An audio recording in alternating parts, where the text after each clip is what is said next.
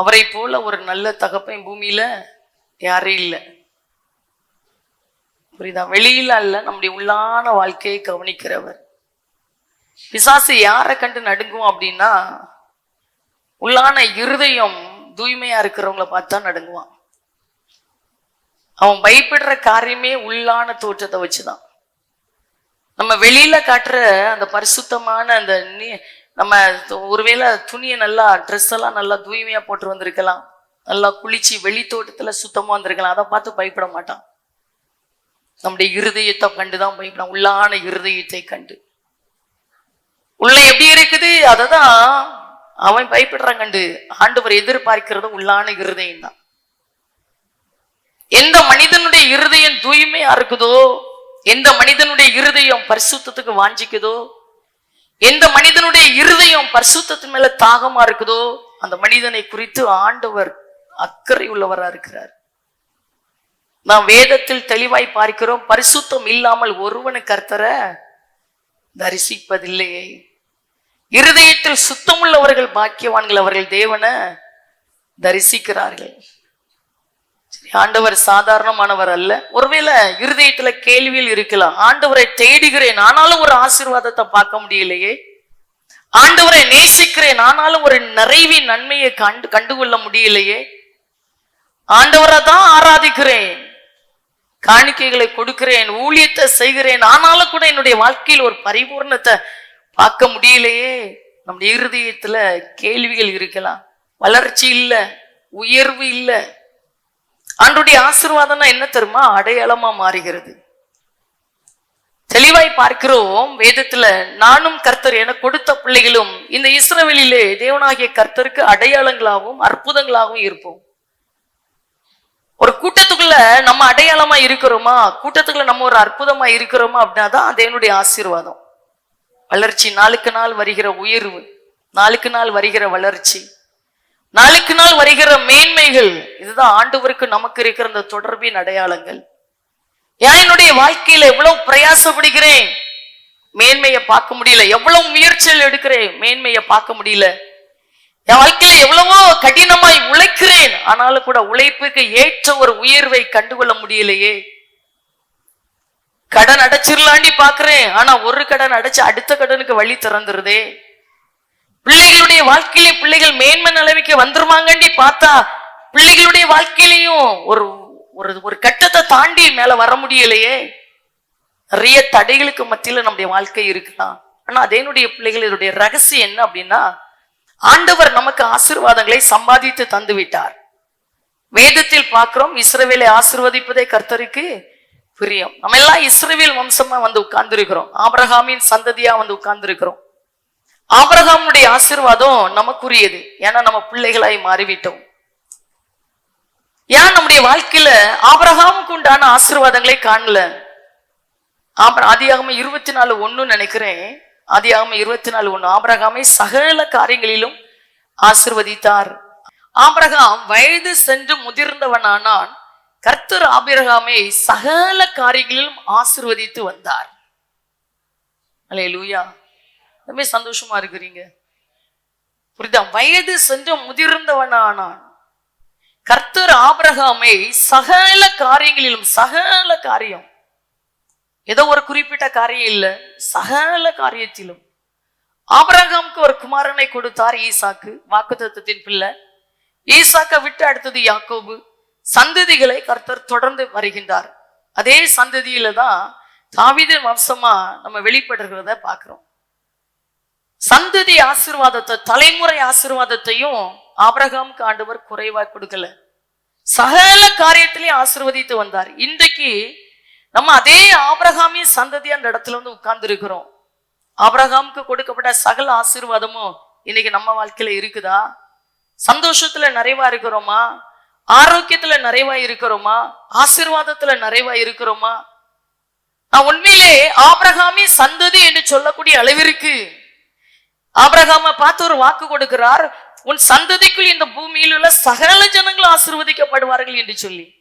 இன்னைக்கு நம்ம நிமித்தமா இந்த பூமி ஆசீர்வதிக்கப்பட்டிருக்குதா?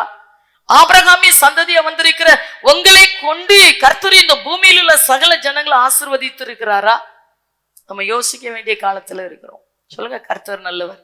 இதுதான் கிறிஸ்தவ வாழ்க்கை, இதுதான் கிறிஸ்தவ வாழ்க்கை. ஆனா ஏதோ ஒரு தடைகள், ஏதோ ஒரு கட்டு, ஏதோ ஒரு போராட்டம். அன்பு தேவ பிள்ளைகளை, ஆண்டவர் வாக்கு தந்தாலும் வாக்கு தத்துவத்துக்கு நான் சொந்தக்காரன் சொல்லி பிரயோஜனம் கிடையாது. அந்த வாக்கு தத்துவத்தை உரிமை பாராட்டுகிறோம். நம்முடைய சுதந்திரத்தின் பங்காளி அப்பா என்று சொல்லி அவருடைய வாக்கு தத்துவத்தின் சுதந்திரத்தை உரிமை பாராட்டுகிறோம். அதே நேரத்தில் இந்த உலகத்தின் அதிபதியாகிய பிசாசு இருக்கிறான்.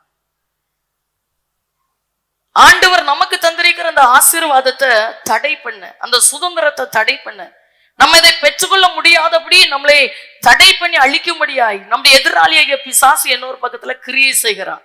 அப்ப அந்த பிசாசின் கிரியைகளை அழித்தால்தான், அந்த பிசாசின் வல்லமைகளை நம்ம அழித்து ஜெயத்தை எடுத்தாதான் ஆண்டவர் நமக்காக வைத்திருக்கிற இந்த சுதந்திரத்தின் பங்காளியாகிய ஆசீர்வாதத்தை நாம் பெற்றுக்கொள்ள முடியும். புரிஞ்சவங்க நல்லா கைகளை தட்டி நல்ல ஆண்டவரை மகிமைப்படுத்தி ஹல்லேலூயா, ஆமென்.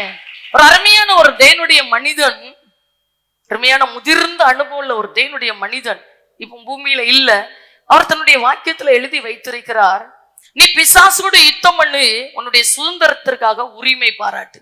நீ பிசாசுகை எதிர்த்து நில், அவனுடைய யுத்தம் பண்ணு, இன்னொரு பக்கத்துல உனக்கு வைத்திருக்கிற சுதந்திரத்தை நீ உரிமை பாராட்டி பெற்றுக்கொள். கர்த்தர் நல்லவர். அப்படி இருந்துட்டோம்னா அதான் சொல்றார், இஸ்ரவேலே கர்த்தரால் ரட்சிக்கப்பட்ட என் ஜனமே உனக்கு ஒப்பானவன் யார்? கர்த்தர் நல்லவர். சொல்லுங்க, கர்த்தர் நல்லவர். இதெல்லாம் கொடுத்து வச்ச வாழ்க்கை. அவரை ஆராதிக்கிறது என்ன, அவரை மகிமைப்படுத்துறதெல்லாம் கொடுத்து வச்ச வாழ்க்கை. நீங்க நினைக்கிறதுக்கு மேலான காரியங்களை செய்வார். ஆராய்ந்து முடியாத காரியங்களையும் எண்ணி முடியாத அதிசயங்களையும் செய்து நம்ம தலையை உயர பண்ணுகிற தகப்பன். நம்ம கூட நினைச்சு பார்க்க மாட்டோம். தேவனிடத்துல அன்பு கூறுகிற பிள்ளைகளுக்கு அவர் பயங்கரமான காரியங்களை செய்ய வல்லவராய் இருக்கிறார். பிள்ளை நினைக்கிறதை காட்டிலும் உண்மையா ஒரு தேவனுடைய பிள்ளை ஆண்டவரை நேசிக்கும் போது அந்த தேவ பிள்ளைக்கு அவர் வைத்திருக்கிற நினைவுகள், அந்த ஆசீர்வாதங்கள் சாதாரணமானவைகள் அல்ல, அவை அசாதாரணமானவைகள். இந்த உலகம் எட்டி பார்க்கிற விதத்தில் அடையாள சின்னமாய் மாற்றுவார். சொல்லுங்க, கர்த்தர் நல்லவர். செய்ய வேண்டியது ஒன்னே ஒண்ணுதான். ஆமென். சொல்லுங்க, கையில தான் இருக்கு. முழு பைபிள் சட்ட புத்தகத்தை கையில தந்துட்டாரு. இதுல இருந்து ஒரு 3 வார்த்தைகளை உங்க முன்னாடி வைக்க ஆவியானவர் ஏவிக்கிட்டே இருந்தார். வசனத்தை மட்டும் எடுத்திருக்கிறேன், ஆவியானவர் பேசுவாராக. கையில தான் இருக்கு. பக்கத்தை பார்த்து சொல்லுங்க, உங்களை வச்சுலாம் எனக்கு ஆசீர்வாதம் இல்லை, என் கையிலேயே தந்துட்டாரு. சொல்லுங்க, கையிலேயே தந்துட்டாரு. சரி, இப்போ இந்த பாக்கியமான வாழ்க்கையை யார் அனுபவிக்க முடியும்? இந்த பாக்கியமான வாழ்க்கையை பெற்றுக்கொள்ளணும்னா நம்ம கையில தான் ஆண்டவர் தந்திருக்கிறார். நம்முடைய வாழ்க்கை எப்படி இருக்க வேண்டும்? எப்படி மற்றவங்களை பார்க்க வேண்டிய அவசியம் இல்லை, நமக்கு பக்கத்துல இருக்கிறவங்களை நோக்க வேண்டிய அவசியம் இல்லை. உலகத்தில் தலை சிறந்தவர்கள் என்று எண்ணுகிறவர்களோட ஒப்பிட்டு பார்த்து தாழ்வு மனப்பான்மைக்குள்ள வர வேண்டிய அவசியம் இல்லை. யாருக்கும் ஒண்ணு நடக்குது எனக்கு நடக்கலையேன்னு சொல்லி நம்ம இருதயம் உடைய வேண்டிய அவசியம் இல்லை. சரியா? எல்லாரும் நல்லா இருக்காங்க, என் வாழ்க்கை நல்லா இல்லையேண்டி நம்ம உடைக்கப்பட வேண்டிய அவசியம் இல்லை. நம்ம செய்ய வேண்டிய, நம்ம எப்படி இருந்தால் அந்த தகப்பனுடைய முழு ஆசீர்வாதத்துக்கு நாம் பாத்திரமாய் இருந்து உலகத்தை கலக்கலாம் என்று சொல்லி 3 வார்த்தைகளை ஆண்டவர் முன்னாடி வைக்கிறார். முதலாவதாக வேதத்துல நம்ம எடுத்து வாசித்து பார்த்தா கலாத்தியர் 6ஆம் அதிகாரம், கலாத்தியர் 6:6 அதனுடைய பின் பகுதி சொல்லுகிறது, மனுஷன் எதை விதைக்கிறானோ அதையே அறுப்பான். மனுஷன் எதை விதைக்கிறானோ அதையே அறுப்பான். அவ்வளவுதான். மனுஷன் எதை விதைப்பானோ அதையே அறுப்பான். இப்ப பக்கத்தை பார்த்து சொல்லுங்க, நீங்க விதைக்கிறீங்க, அறுத்துட்டு இருக்கிறீங்க. பக்கத்தை எட்டி பார்த்து சொல்லுங்க, நீங்க விதைக்கிறத இப்ப நீங்க அறுத்துட்டு இருக்கிறீங்க. நல்லதை விதைச்சா நல்லதா இருக்கலாம், தீமையை விதைச்சா தீமையா இருக்கலாம். சரியா? ஆண்டவரை எந்த அளவுக்கு நேசிக்கிறீங்களோ அந்த அளவுக்கு அவர் அன்பை வாங்கிட்டே இருப்பீங்க. அவ்வளவுதான். கர்த்தர் நல்லவர். உங்க விதை என்ன விதை? ஆண்டவர் கொடுக்கிற நேரம் எவ்வளவு, அந்த விதை எவ்வளவு போடுறீங்க? ஆண்டவர் மீது காட்டுகிற அன்பு எவ்வளவு, அவர் மீது காட்டுகிற பக்தி வைராக்கியம் எவ்வளவு, அவர் கொடுக்கிற நேரங்கள் எவ்வளவு, அவர் கொடுக்கிற முன் உரிமைகள் எவ்வளவு, இந்த விதையை வச்சுதான் நம்ம வாழ்க்கையில அறுவடையை பார்க்க முடியும். அல்லேலூயா. சும்மா இல்ல, சும்மா கிடையாது. மனுஷன் எதை விதைக்கிறானோ அதையே அறுப்பான். அதனாலதான் பேதுருவா பார்த்து சொன்னார், பேதுரு நீ பூமியில என்ன கட்டுறியோ அது பரலோகத்துல கட்டப்படும், நீ என்ன கட்டவிழ்க்கிறியோ அதுதான் பரலோகத்துல கட்ட வீழ்க்கப்படும். ஆண்டவர் ரொம்ப நேசிச்சீங்கன்னா அவர் ரொம்ப உங்க மேல அன்பு வைப்பார். ஆண்டவர் மேல ரொம்ப வைராக்கியம் வைக்கிறீங்கன்னா உங்களுக்காக அவர் ரொம்ப வைராக்கியம் வைப்பார். தாவீது தாவீதுன்னு சொல்றோம், தாவீது தாவீதுன்னு பேசுறோமே. இந்த தாவீதுடைய விதை, அந்த வைராக்கியம் சாதாரணமான விதைச்சாரு, எடுத்தாரு. விதைக்கிறத அறுவடை பண்ணாரு. மனுஷன் எதை விதைக்கிறானோ அதையே அறுப்பான். சந்தோஷமா? தூங்கிட்டு இருக்கிறவங்களுக்கு அல்ல, உலகத்துக்கு பின்னாடி போறவங்களுக்கு அல்ல. எல்லாம் பண்ணிட்டு அன்னைக்கு ஒரு சகோதரி வந்தாங்க, வந்துட்டு என்ன ஜரமா சொன்னாங்க, நான் நிறைய மன்னிப்பு கேட்டுட்டே இருக்கேன், அந்த கடவுள் மன்னிக்கவே மாட்டேங்கிறாரு. இப்படிதான் என்கிட்ட வந்து பேசுனாங்க. சரி, என்கிட்ட பேசும்போது பக்கத்துல நின்ன மகளா நான் இருக்கிறா, நான் நிறைய மன்னிப்பு கேட்கிறேன், அந்த கடவுள் மன்னிக்கவே மாட்டேங்கிறாரு. நான் சொன்னேன் ஜோம்னி ஆச்சு, ஜோம்னு பரவாயில்ல சொன்னேன்னா அதுக்கு முன்ன சொன்னா தெரியல, ரட்சிப்புங்கிற சீட்டே இல்லாம அந்த கடவுள்கிட்ட போய் மன்னிப்பு கேட்க நம்ம யாருன்னு கேட்டேன். ரட்சிப்புங்கிற சீட்டே இல்லாம அந்த கடவுள்கிட்ட போய் நின்றுட்டு மன்னிப்பு தாரன்னா நீ யாரோண்டி போயிடுவார். ரட்சிப்புனா என்ன எனக்கு அப்பதான் புரிஞ்சிச்சு. வானத்தின் கீழே பூமியின் மேலே மனுஷர்களுக்குள்ளே நாம் ரட்சிக்கப்படும்படிக்கு இயேசு கிறிஸ்துவின் நாமமே அல்லாமல் வேறொரு நாமம் கட்டளையிடப்படலை. இயேசு மேல மட்டும், இயேசு கிறிஸ்து மேல மட்டும் நம்பிக்கை இல்லாம மனிதர்கள் மேல, மற்ற தெய்வங்களுடைய மேல, உலகத்தின் மேல நம்பிக்கை இருக்கிறவர்கள் ரட்சிக்கப்பட்டவர்கள் அல்ல. இவன் எத்தனை பேர் ரட்சிக்கப்பட்டீங்க? உண்மையிலே நான் ரட்சிக்கப்பட்டேன்னு எத்தனை பேர் சொல்ல முடியும்? திருப்பி சொல்றேன், வானத்தின் கீழே பூமியின் மேலே மனுஷர்களுக்குள்ளே நாம் ரட்சிக்கப்படும்படிக்கு இயேசு கிறிஸ்துவின் நாமமே அல்லாமல் வேறொரு நாமம் கட்டளிடப்படலை. மனுஷன் மேலேயோ, எந்த தெய்வங்கள் சொல்ற தெய்வத்தின் மேலேயோ, குறிகாரங்க மேலேயோ, மந்திரவாதி மேலேயோ வைக்கிற நம்பிக்கை இல்லை.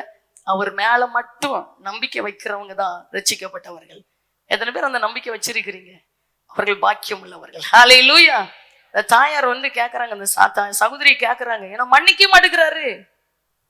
என்ன பண்ணிச்சின்னு கேட்டேன். இப்படி பசஞ்சிட்டு வந்து வாய் அப்படியே கட்டி வச்சுட்டு வந்து வெளியே வரமாட்டேங்குது. இருதயத்தை திறந்து கொடுத்துருக்க வேண்டியதுன்னு, அதை கொடுத்து மன்னிப்பு தானே கேட்டேன். வச்சிருக்கிற நம்பிக்கை எல்லாம் எங்க மந்திரவாதி உண்டோ நம்பிக்கை. அந்த மகதான் வந்து சொன்னது, எத்தனையோ புண்ணிய ஸ்தலத்துக்கு நேர்ந்துட்டாங்க, பொருத்தனை பண்ணிட்டாங்க. எத்தனை விக்கிற கோயில் உண்டோ எல்லாத்துக்கும் பொருத்தனை பண்ணியாச்சு. இங்க வந்து சொல்றது, அந்த கடவுள்கிட்ட கேட்கிற மன்னிக்க மாட்டேங்கிறாரு. ஏசப்பா ரொம்ப நல்லவர். ஆமென். அவருடைய இறக்கங்களுக்கு முடிவே இல்லை. ஹல்லேலூயா. அவர் பெரியவர். மனுஷன் எதை விதைக்கிறானோ அதை தான் அறுப்பான். நீங்க என்ன விதைக்கிறீங்கிறத உங்க வாழ்க்கையை வச்சு அறிஞ்சு கொள்ளலாம். சரியா? நீங்க விதைக்கிறத இப்ப பாருங்க, ஒரு ஏதாவது ஒரு விதை போடுறோம்னு நினைக்கலாம், ஒரு என்ன மாங்கொட்டை என்ன மாவதைய போட்டோன்னா மாமரம் தான் வெளியே வரும். தென்னைக்கு தென்னை இதான் உள்ள வச்ச தேங்காய் உள்ள வச்சோம்னா தென்னை மரம் தான் வெளியே வரும். சரியா? தென்னை மரம் மாதிரியே இன்னொன்னு வரதாண்டி பார்த்தா உள்ள பேர்த்த விதையா இருக்கலாம், டேட்ஸ்ல உள்ள விதையா இருக்கலாம். என்ன உள்ள வைக்கிறோமோ அதுதான் வெளியே வரும். விதைக்கிறது தான் இருக்க முடியும். என்ன வெள்ளரி விதைய விதைச்சிட்டு இப்ப தக்காளி பழம் ரொம்ப ரேட்டா இருக்குதுன்னு போய் நின்று பார்த்தா தக்காளி செடி கிடைக்குமா? கிடைக்காது. வெள்ளரி விதை, வெள்ளரி செடி தான் வெளியில வரும். என்ன விதைக்கிறோமோ அதை தான் அறுப்போம். மனுஷனும் எதை விதைக்கிறானோ அதையே அறுப்பான். இப்போ உங்களை பற்றி நல்லா தெரியும்.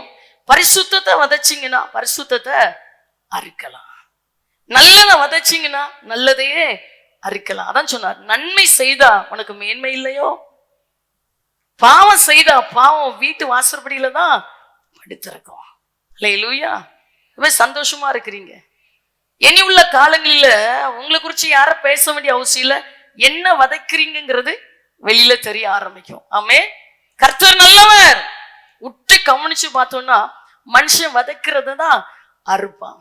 ஏன் நான் நினைப்பேன், ஒரு தம்பிகிட்ட பேசிட்டு இருக்கும்போது அந்த தம்பி சொன்ன வார்த்தை, அக்கா அந்த முதியோரெல்லாம் வச்சு பார்க்கறது ரொம்ப கஷ்டம், ரொம்ப கஷ்டம். தன்னுடைய அனுபவத்தை அப்படி அது இந்த கஷ்டத்தை பேசிட்டே இருக்கும்போது தான் நான் ஒரு வார்த்தை சொன்னேன், விதைச்சாங்க அறுத்துட்டு இருக்கிறாங்க. என்ன அவங்க விதைச்சாங்க, அவங்க மாமனார் மாமியாரை பார்த்துருக்க மாட்டாங்க, இன்னைக்கு அவங்கள பிள்ளை தள்ளி விட்டுருக்குது. விதைக்கிறதா இருப்பாங்க. இப்படி நினைச்சோன்னு நினைங்களா அடுத்தது நன்மை செய்ய மனுஷன் இல்லாம போயிடும். ஆனாலும் இந்த சூழ்நிலை இருக்கிறவங்களுக்கு இயேசுடைய அன்பை சொல்லி, இப்படி விதைச்சதை அறுத்து தண்டனை அனுபவிக்கிறவங்களுக்கு இயேசு கிறிஸ்து சொல்லி பரலோகத்து வழி நடத்திடலாமேங்கிற ஒரு எண்ணம் வரும்போதுதான் நன்மை செய்ய முடியுது. விதைக்கிறத மனுஷன் எல்லாம் கூட்டி கழிச்சு பாத்தீங்கன்னா என்ன விதைக்கிறான்னு அதுதான் இருப்பான்.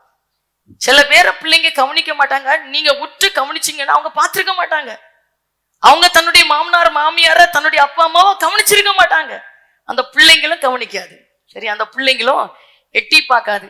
பாருங்க, அவங்க காலத்துல உடன் பிறந்தவங்களை நேசிச்சிருக்கவே மாட்டாங்க. ஆனா இவங்க இவங்க இவங்க காலத்துல இவங்க பிள்ளை உடன் பிறந்தவங்கள நேசிக்கவே செய்யாது. புரியுதா? மனுஷன் எதை விதைக்கிறேன்னு அதுதான் அறுப்பான். அப்போதான் பிராக்டிக்கலா ஆண்டவர் ஒரு காரியத்தை யோசிக்க வச்சாரு. இந்த தகப்பனார் பார்த்தீங்கன்னா, நான் படிச்சுட்டேன் சின்னதுல, நான் 7ஆம் கிளாஸ் படிக்கச்சுல என்னுடைய பாட்டி இறந்தாங்க. தகப்பனாருடைய தாயார். அவங்க நான் அந்த சின்ன வயசுல அவங்களை எனக்கு தெரிஞ்ச அந்த இருதயத்துல நான் அவங்களை கவனிச்ச காரியம் என்னன்னா, அவங்க உயிர் விட்டுருவாங்க. அம்மா அம்மா அம்மானா அப்படி ஒரு நேசம், ஒரு அன்பு. ஏன்னா அவங்க தகப்பன் இல்லாம தன்னுடைய மகனை கஷ்டத்துல வளர்த்தாங்க. இட்லி வியாபாரம் பண்ணி எப்படியோ கஷ்டத்துல தன் மகனுக்காகவே வாழ்ந்ததுனால அந்த தாய் மேல அவ்வளவு ஒரு அன்பு, அவ்வளவு ஒரு பாசம். பாருங்க, எது செய்தாலும் அப்படிதான் கடைசி வரைக்கும். ஒண்ணு கேட்டா 2 வாங்கி கொடுக்கறது. சரியா? ஒருக்கா என்னுடைய தகப்பனார் சொன்னது நல்லா ஞாபகம் இருக்குது. இந்த பாட்டி சரீரம் நல்லா பாதிக்கப்பட்டு படுக்கையில் ஆனதும் அவங்க மேல இந்த பூச்சிலாம் வரக்கூடிய அந்த வாடைகள் கொடுத்துட்டான். அப்போ சொன்னாங்களா, எதுக்கு நீ ஒரு இன்ஜெக்ஷனை போட்டா செத்து போவாங்களா, நீ பண்ணா என்ன? அங்க சொல்றாங்க, அந்த வார்த்தை என் இருதயத்தை விட்டு ஒரு நாளும் மாறல. துணிகரமா என்னுடைய தாயை கொலை செய்ய சொல்லிட்டானே. கடைசி வரைக்கும் மருத்துவர் கொடுத்த ஆலோசனை என்னன்னா, இந்த ட்ரெஸ்ஸை யாரையும் பிள்ளைகளை தொட விடாதுங்க. சரியா? தொட விடாதுங்க. ஆனா என்னுடைய தகப்பனார் சொல்லுவாங்க, ட்ரெஸ்ஸை தொட முடியாது. சரியா? அவ்வளவு நாற்றம் ஆயிட்டு. ஆனா அந்த ட்ரெஸ்ஸை என்னுடைய கைனால துவைச்சி அதை வேலையிலெல்லாம் காய போட்டு நான் எடுத்துக்கொண்டு கொடுப்பேன். அவ்வளவு கவனிச்சதுனால இன்னைக்கு பாருங்க, மரித்து போக வேண்டிய 30 வருஷத்துக்கு முன்னாடி மரித்து போக வேண்டிய தகப்பனார் இன்றைக்கும் உயிரோட இருக்கிறாரு. என்னுடைய சகோதரன் அப்படி கவனிக்கிறான். இன்னைக்கு தாயார் முக்கியம் இல்லை, சகோதரனை விட்டுட்டு வெளியே வர மாட்டேங்காங்க. சொல்லுவாங்க, தாயார் முக்கியம் இல்லை, ஒரு போன்ல 2 வார்த்தை பேசி விடாங்க, அதோட போச்சு. மனைவி கூட முக்கியம் இல்லை, தன்னுடைய மகனை விட்டுட்டு அவங்களால வெளியில வர முடியல. கூப்பிட்டா என்ன தெரியுமா சொல்லுவாங்க, அன்னை தாங்கி விட மாட்டாமா, தாங்கி விட மாட்டான். புரியுதா? விதைக்கிறத அறுக்கிறாங்க. நல்லது விதைச்சா நல்லது அறுக்கலாம். இன்னைக்கு நிறைய தாய் தகப்பன் பார்க்க ஆள் இல்லாம தனிமையில சித்திரவதை அனுபவிக்கிறாங்கன்னா அவங்க காலம் அப்படி இருந்திருக்கும். பார்த்திருக்க மாட்டாங்க, அன்பு காட்டிருக்க மாட்டாங்க. ஏன்னா இது வெளியில மனுஷனை மறைச்சிடலாம், தெய்வத்தை யாரும் மறைக்க முடியாது. ஆமே, அவர் நீதி உள்ள நியாயாதிபதி. சொல்லுங்க, அவன் செய்கிற கிரிகளின்படி பதில் அளிக்கிற ஒரு தகவன். என்ன விதைக்கிறானோ அதுதான். அதான் மோசம் போகாதிருங்கள், தேவன் தம்மை பரியாசம் பண்ண ஒட்டார். மனுஷன் எதை விதைக்கிறானோ அதையே அறுப்பான். புரியுதா? இன்னைக்கு மாறிடலாமா? நம்ம என்ன செய்யறோமோ அதான் கிரிகளுக்கு தக்க பலன் தருகிறவர். ஆமே, ரொம்ப நல்லா. ஓசியா 4:9 பாத்தீங்கன்னா, ஓசியா 4:9, ஆதலால் ஜனங்களுக்கு எப்படியோ ஆசாரியனுக்கும் அப்படியே. சரியா? ஆதலால் ஜனங்களுக்கு எப்படியோ அப்படியே ஆசாரியனா ஊழியக்காரன், ஆசாரியனுக்கும் அப்படியே அவர்கள் வழிகளின்படி நான் அவர்களை விசாரித்து அவர்கள் கிரிகளின்படி அவர்களுக்கு பலன் அளிப்பேன். அதுவே சந்தோஷமா இருக்கிறீங்க? உண்மையில ரொம்ப சந்தோஷமா இருக்கேன்னு சொல்றவங்க அல்லேலூயா. கர்த்தர் நல்லவர். ஆமே. சொல்றார், ஆதலால் ஜனங்களுக்கு எப்படியோ அப்படியே ஆசாரியனுக்கும் அப்படியே. ஆசாரியனா அது என்னுடைய ஊழியத்தை செய்கிறவர்கள். சரியா? அவர்கள் வழிகளின்படி நான் அவர்களை விசாரித்து அவர்கள் கிரியைகளின்படி அவர்களுக்கு பலன் அளிப்பேன். அதனால ஆண்டவரை திட்டி ஒன்னும் நடக்காது, ஆண்டவர்கிட்ட போய் கேள்வி கேட்டு ஒன்னும் நடக்காது. என்ன விதைக்கிறோமோ அதிக நேரத்தை ஆண்டவர் கொடுக்குறீங்களா? அதிகமா தேவனுடைய பாதத்துல போய் உட்கார்றீங்களா? உங்க அன்பு ஆண்டவர் மீது ரொம்ப வைக்கிறீங்களா? தாவீதை சும்மா கர்த்தர் தெரிந்து கொள்ள, தாவீது விதைத்ததை அறுத்தார், அவ்வளவுதான். தாவீது எதை விதைத்தாரோ அதை அறுவடை செய்தார். சொல்லுகிறார், சிறு வயது தொடங்கி நீரே என் நம்பிக்கை, என் தாயின் முளைப்பாலை உண்கையில் உன் பேரில் நம்பிக்கையாயிருந்தேன். அறவுரையா இல்ல, ஆண்டருடைய கற்பனையின்படி என் ஆத்துமாவே கர்த்தரை ஸ்தோத்திரி, என் முழு உள்ளமே அவருடைய பரிசுத்த நாமத்தை ஸ்தோத்திரி. என் ஆத்துமாவே கர்த்தரை ஸ்தோத்திரி, கர்த்தர் செய்த சகல உபகாரங்களையும் மறவாதே. தாவீது அறிக்கையிட்டதை இன்னைக்கு நம்ம மனப்படமா சொல்லிட்டு போயிட்டே இருக்கிறோம். ஆனா தாவீது வாயில அறிக்கையிடல, வாழ்க்கை நிருபமா இருந்துச்சு. ஆமென். அதனால்தான் சொல்றார், என் பலனாகிய கர்த்தாவே, என்ன இருந்தாலும் என் பலன் நீங்க தான்ப்பா. விதைத்தார், அறுத்தார், அறுவடைய. அல்லேலூயா. கர்த்தரை எப்பொழுது எனக்கு முன்பாக வைத்திருக்கிறேன். விதைச்சிட்டாரு. அவர் என் வலது பார்சத்துல இருக்கிறதுனால நான் அசைக்கப்படுவதில்லை. எத்தனை பேர் முன்னாடி வைக்க முடியும்? கர்த்தரை எப்பொழுது எனக்கு முன்பாக வைத்திருக்கிறேன். அந்த மனுஷன் வாழ்க்கை எப்படி தெரியுமா இருந்துச்சு? கர்த்தரை நான் எக்காலத்தில் ஸ்தோத்தரிப்பேன், அவர் துதி எப்பவுமே என் வாயில் இருக்கும். கர்த்தரை முன்வைக்கிற ஒரு தேவனுடைய பிள்ளை எப்பவும் நாவல் அவரை துதிக்கிற துதிதான் இருக்கும். ஒரு நல்ல தேவனுடைய மனிதனை குறித்து ஒரு தேவ மனிதன் எழுதியிருந்தார். நல்ல உலகத்தை அசைத்த ஒரு தேவ மனிதன். 1/2 மணி நேரத்துக்கு மேல ஒரு இடத்துல உட்கார்ந்து ஜோம்னி கூட மாட்டாராம். 1/2 மணி நேரத்துக்கு மேல உலகத்தை அசைத்தவர், வல்லமையான காரியங்களை நடப்பித்தவர். ஆனா அதே தேவ மனிதன் 1/2 மணி நேரம் தாண்டி ஜெபிக்காமையே இருந்து கூட மாட்டாராம். புரியுதா? 1/2 மணி நேரத்துக்கு மேலையும் உட்கார்ந்து ஜோம்னி கூட மாட்டாரு. 1/2 மணி நேரத்துக்கு மேல ஜோமனாமலே இருந்து கூட மாட்டார். அவர் வாழ்க்கையே ஜபமாய் மாறினது. புரிஞ்சா? குழம்புதா? குழம்புதுன்னு 1/2 மணி நேரத்துக்கு மேல ஜெபிச்சு விட மாட்டார். ஜோமனை உட்கார்றாருன்னா 1/2 மணி நேரம் ஜெபிப்பார். சரியா?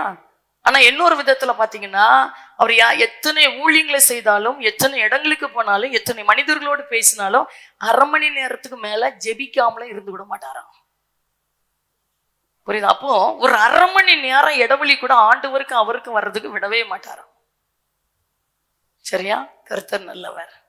அதான் சொல்கிறார், கர்த்தரை நான் எக்காலத்திலும் ஸ்தோத்தரிப்பேன், அவர் துதி எப்பொழுதும் என் வாயில் இருக்கும்.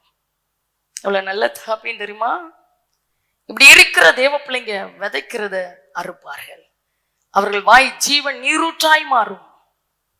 அவர்கள் நிற்கும் போது கர்த்தர் தன்னுடைய வல்லமையை வெளிக்காட்டுவார். அவர்கள் எந்த கிராமத்துல இருந்தாலும் ஒளி விளக்காய் இருப்பார்கள். அப்படி பட்டவர்களுக்கு விரோதமாய் ஒரு வழியாய் வருகிறவர்கள் 7 வழியாய் ஓடுவார்கள். அப்படிப்பட்டவர்களுக்கு விரோதமாய் குற்றம் சாட்டுகிற மனிதன் யார்? இச்சகம் பேசி அடங்குற விதத்தில் கர்த்தர் மாற்றி விடுவார். அவர் நல்லவர். விதைக்கிறதை, மனுஷன் எதை விதைக்கிறானோ அதை அறுப்பான். பாருங்க, ஒரு குறிப்பிட்ட குடும்பத்தை பற்றி சொன்னாங்க. ஏன்னா அந்த குடும்பத்தில் உள்ள பிள்ளைங்க எல்லாம் அந்த குறிப்பிட்ட அந்த கல்யாண வயசுன்னு வரும்போது திருமணம் ஆகாது, தப்ப ஓடிரும், ஏதோ தனக்கு ஏற்றவனை தேடி போயிரும். அப்பதான் அந்த குடும்பத்தினுடைய விளைவு என்ன அப்படின்னு சொல்லும்போது, அதனுடைய 2 தலைமுறைகளுக்கு முன்ன இருந்தவங்க இதே பாவ தொழில ஈடுபட்டிருக்காங்க, இதே காரியத்தை செஞ்சிருக்கிறாங்க. தவறான உறவு, திருமணமான பின்பு தவறாக வைத்திருந்த உறவுகள், தவறா வச்சிருந்த ஐக்கியம். பாருங்க, ஒரு தலைமுறைக்கு மூத்த தலைமுறை அது வச்சிருந்த அந்த தவறான உறவுகள், தவறான ஐக்கியங்கள் அடுத்த தலைமுறையை விட்டு, அதுக்கு அடுத்த தலைமுறையில் உள்ள பிள்ளைங்க பாருங்க நல்லா படிச்சு வரும். அந்த பிள்ளைங்களுக்கு இவங்க திருமணம் பண்ணி கொடுக்க முடியாது, திருமணம் செஞ்சு கொடுக்க முடியாது. இருந்த பிள்ளைங்க தான் விரும்பின பையனையும் பிள்ளையும் தேர்ந்தெடுத்துட்டு போயிட்டாங்க. சாபத்தின் விளைவு. மனுஷன் எதை விதைக்கிறானோ அறுத்தே ஆவான். அல்லேலூயா.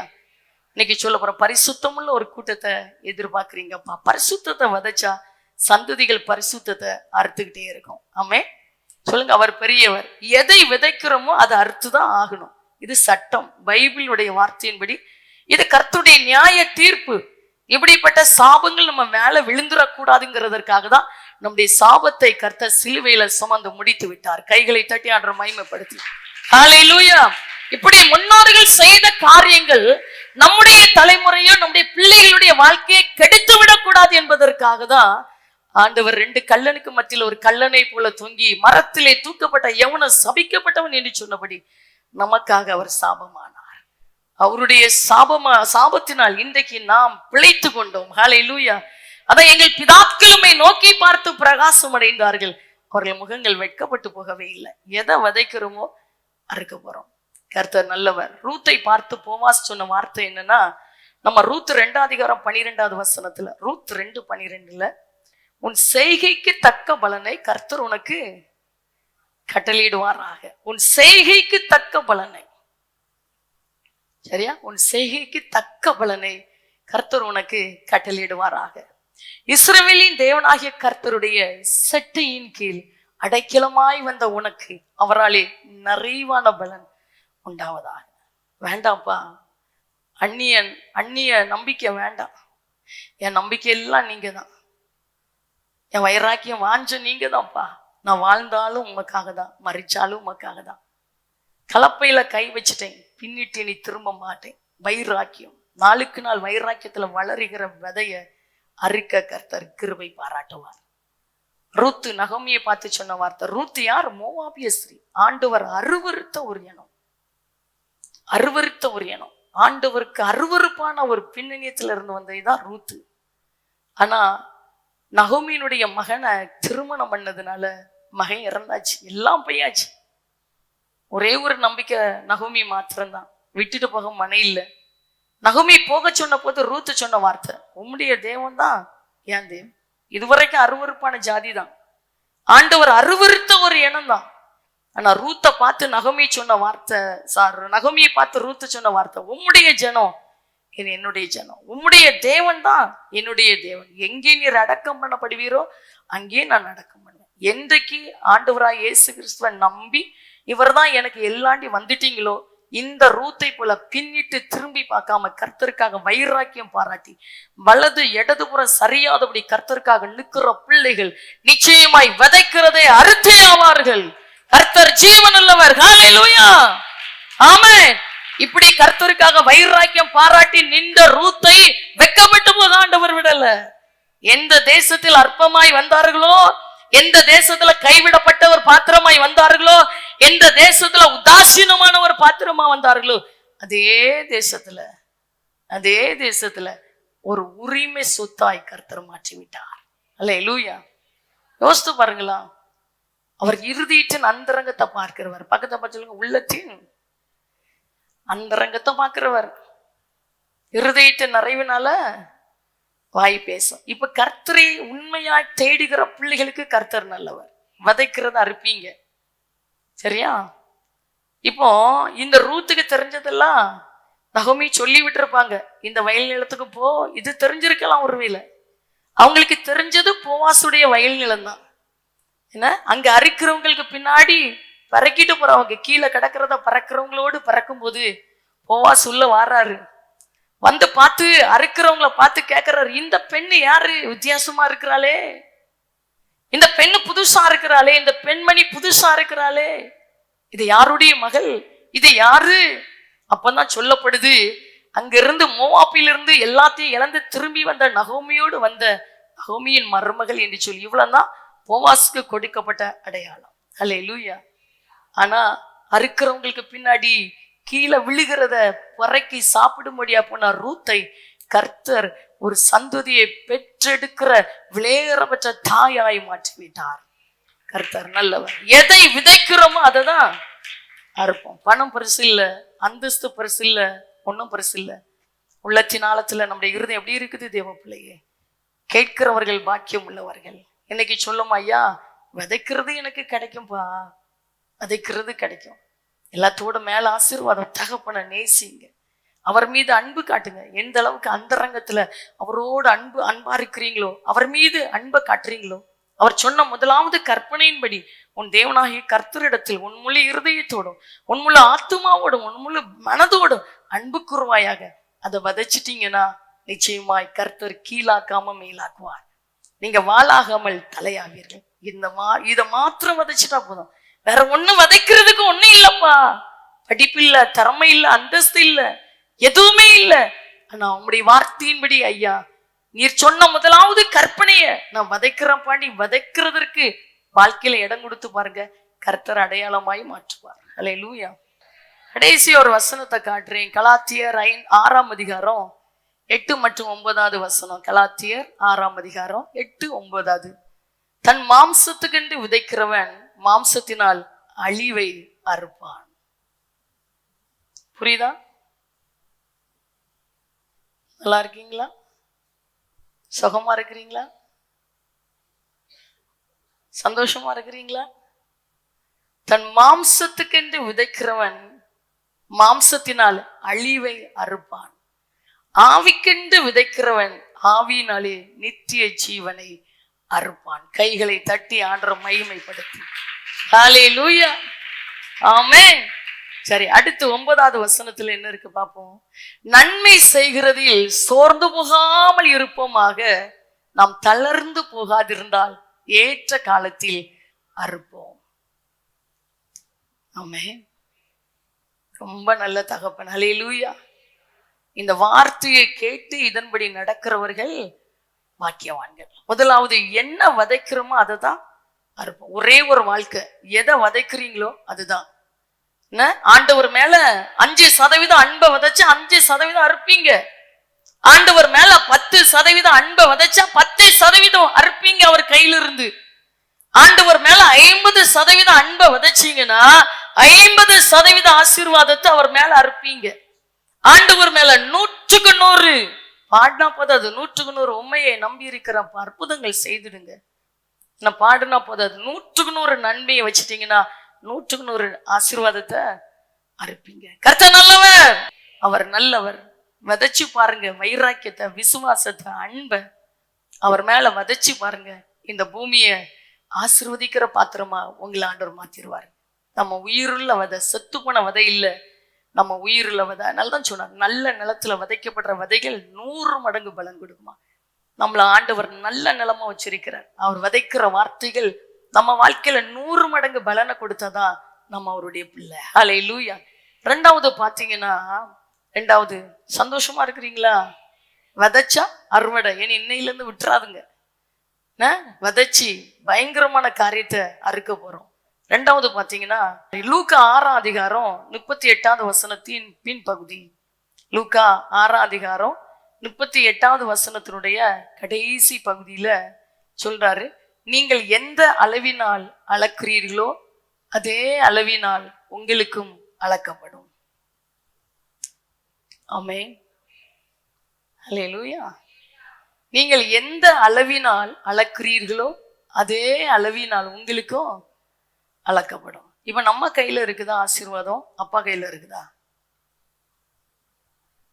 எத்தனை பேர் சாதிக்க விரும்புறீங்க? என் ஆசை என்ன தெரியுமா? நான் எப்பவும் சொல்லுவேன், உங்களை சாதாரண ஒரு விசுவாசிய வைக்க ஆசைப்படல. நான் அனுபவிக்கிறத நீங்க அனுபவிக்கணும்னு ஆசைப்படுறேன். சரியா? நான் அனுபவிக்கிற அவருடைய அன்பை நீங்க அனுபவிக்கணும், அதுதான் ஆசை. நான் கற்றுக்கொண்ட காரியத்தை கற்றுத் தருகிறேன்.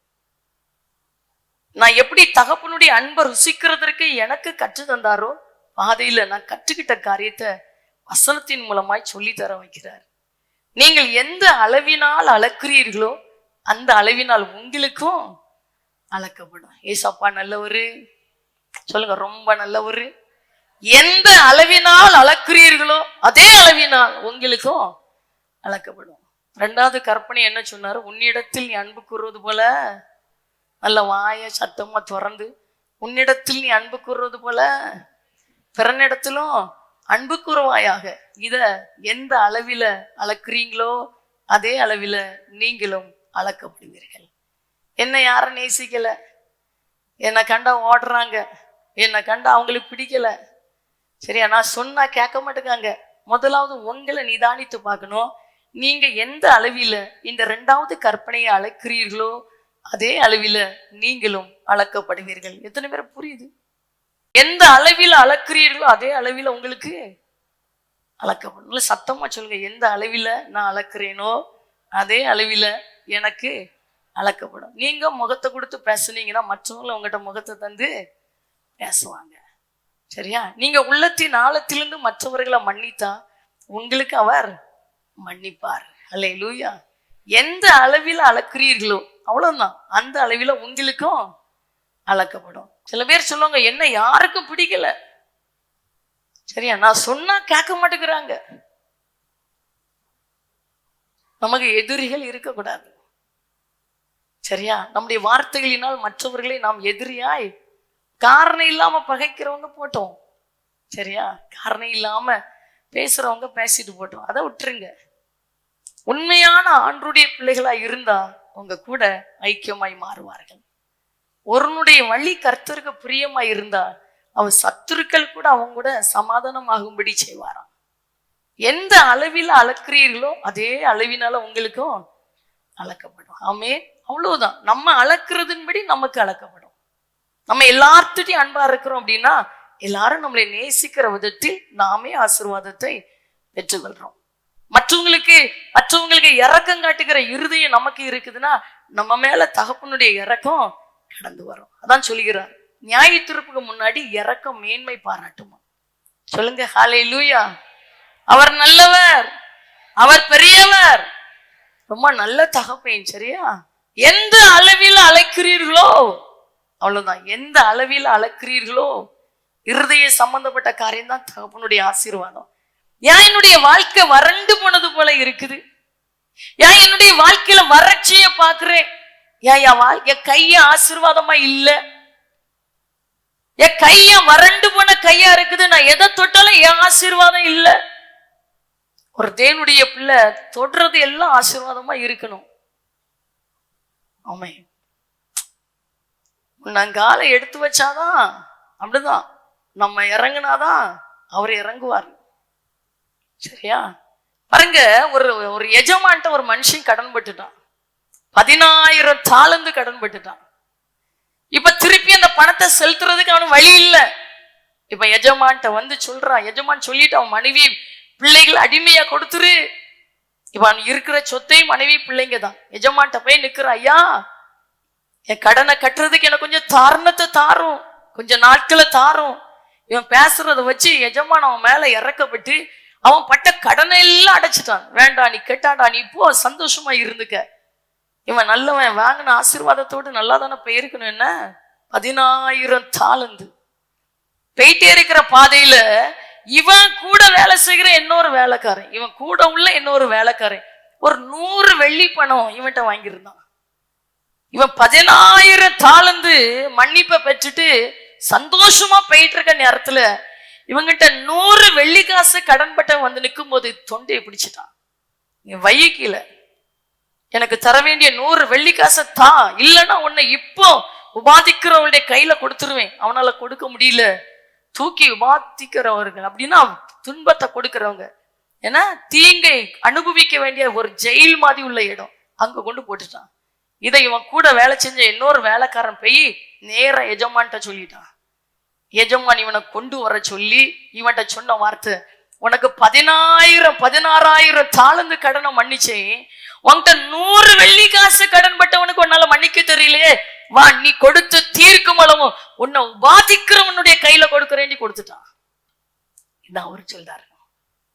எந்த அளவில் அளக்கிறியோ அதே அளவினால நீ அளக்கப்படும். பரலோக தராசை யாரும் மாற்ற முடியாது. நீங்க மன்னிச்சா மன்னிப்பு, நீங்க இறங்குனா இறக்கும். சரியா? நீங்க உதவி செய்தா உங்களுக்கு உதவி. புரியுதா? சொல்லுங்க. யாரும் அவரை ஏமாத்தவே முடியாது. கர்த்தர் நல்லவர், உண்மையுள்ளவன், பரிபூர்ண ஆசீர்வாதங்களை பெறுவான். அவ்வளவு நல்ல தகப்பன். யான் சிறியவனை புழுதிலிருந்து எடுத்து எளியவனை குப்பையிலிருந்து உயர்த்தி அவனை பிரபுக்களோட ராஜாக்களோட யான் பந்தியில் அமர செய்கிறார் தெரியுமா? அளக்கிற அளவை பார்க்கிற தேவன், நம்ம வாழ்கிற வாழ்க்கையை பார்க்கிறவன். எந்த அளவில் நீ அளக்கிறாயோ அதே அளவினாலதான் உனக்கு அளக்கப்படும். நம்ம அளக்கிற அளவின்படி பரலோகம் நமக்கு அளந்துச்சுன்னா நம்ம இப்படிதான் இருப்போம். ஆனா நம்ம அளக்கிற அளவு, பரலோக அளவு பயங்கரமானது. நம்ம அளக்கிறது தகப்பன் அளக்க ஆரம்பிக்கிறதுனாலதான் குப்பையில இருந்து நம்மளை தூக்கி எடுத்து சிங்காசனத்துல வைக்கிறாரு. ஹல்லேலூயா. சொல்லும், ஐயா உம்மை போல என்னை மாற்றுங்கப்பா, உம்முடைய இருதயத்தை எனக்கு தாங்கப்பா. ஹல்லேலூயா. வாயில ஒண்ணு இருதயத்துல ஒண்ணு வச்சு பேசணும்னா தீமையதான் அளந்து எடுப்போம். சரியா? வாயில ஒண்ணு இருதயத்துல ஒண்ணு இல்ல. அதான் தாவீது ராஜா சொல்றாரு, ஆண்டவரே என் வாயின் வார்த்தைகளும் என் இருதயத்தின் தியானமும் உங்க சமூகத்துல எப்பவும் பிரியமா இருக்கட்டுப்பா, பிரியமா இருக்கட்டுப்பா. எந்த அளவில அளக்குறோமோ அதே அளவினால நம்மள அறுப்பார். சொல்லுங்க, அவர் நல்லவர். ஒரு தேவ பிள்ளையினுடைய கண்கள் இரக்கம் உள்ள கண்ணா இருக்கணும். ஒரு தேவ பிள்ளையினுடைய கண்கள் கரிசனை உள்ள கண்களா இருக்கணும். யார் ஆண்டவருடைய கரத்திலிருந்து வருகின்ற நன்மையை பெற்றுக்கொள்ள முடியும்? தேவனுடைய பிள்ளையினுடைய பார்வை மற்றவர்களை தூக்கி எடுக்கிற பார்வையா இருக்கணும். அதான் சொன்னா, உன்னிடத்தில் நீ அன்பு கூறுகிறதை போல பிறனிடத்திலும் அன்பு கூறுவாயாக. ஒரு தேவனுடைய பிள்ளையினுடைய இருதயம் தேவனுடைய இருதயமா இருக்கணும். இரக்கமுள்ள இருதயமாய், மன்னிக்கின்ற ஒரு இருதயமாய், தன்னை போல பிறரை நேசிக்கிற ஒரு இருதயமா இருந்துட்டா போதும். கர்த்தர் ஆசீர்வதிப்பார். ஹல்லேலூயா. இப்ப பக்கத்தப்பா சொல்லுங்க, மற்றவங்க நேசிக்கலையா? என்ன உங்க பேரை சொல்லி கேட்டோன்னு தெரியும், இவங்களாம் வேண்டாம். சரி, நேத்தாலாக அந்த சிறுவர் கொண்டாட்டத்துல கேட்டாங்க, டீச்சர் யாருக்காவது மாத்தணுமா, டீச்சர் இது போதுமா? ஏன்னா சில நியூஸ் அங்க காதுல வந்ததை சொல்லுவாங்க, இந்த டீச்சர்னா எனக்கு வேண்டாண்டி பிள்ளைங்க சொல்றாங்க அப்படின்ட்டு. சொல்லுங்க, அப்படி நம்மளை தேடி தேடி ஓடி வரணும். ஹல்லேலூயா. இந்த டீச்சர் எனக்கு வேண்டாங்கிற அளவுக்கு மூஞ்ச கருத்துட்டு பதில் வர மாட்டேங்க. ஆமென். சரியா? பிள்ளைங்களை நேசிக்கணும். முகத்தை சிரிச்சுட்டு பேசி பாருங்க, தேடி வருவாங்க. ஆமென். அன்பு காட்டி பாருங்க, தேடி வருவாங்க. கர்த்தர் நல்லவர். ஹல்லேலூயா. ரொம்ப பெரியவர், நிகர் இல்லாத தகப்பன். ஆமென். கர்த்தர் பெரியவர். நீ சொல்லணும், ஐயா இப்படிப்பட்ட ஒரு வாழ்க்கை வாழ எனக்கு கிருபை தாங்கப்பா. மறக்காத ஒரு சரித்திர சான்றிதழை படைக்கிறவங்களா இந்த பூமியில நம்ம இருக்கணும்னு அப்பா எதிர்பார்க்கிற, மற்றவர்களுடைய இருதயத்தை தொடுகிற விதத்துல. அதான் எந்த அளவில நீங்க கையை நீட்டினாதான், சரியா, நீங்க வாழ்ந்தாதான் மற்றவங்களை கவரிக்கிற விதத்துல தகப்பன் மாற்றுவார். சொல்லணும், ஐயா நான் என்னால மற்றவங்க கவரப்படணும்ப்பா. அதுதான் வாழ்க்கை. ஏதோ சும்மா வாழ்றேன் வாழக்கூடாது. வந்தேன் போறேன், தேடுறேன் போறேன், அப்படி கிடையாது. மற்றவங்க கவருகிற விதத்துல, மற்றவங்க பாதிக்கப்படுற விதத்துல ஒரு அடையாள சின்னமா அந்த பூமியில வாழவே பாண்டி தீர்மானம் எடுங்க.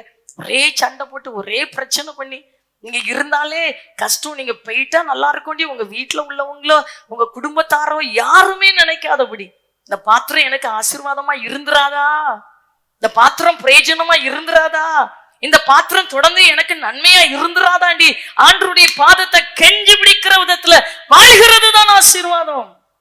இதற்காகவே நம்மை ஆண்டவர் அழைத்திருக்கிறார். ஹல்லேலூயா.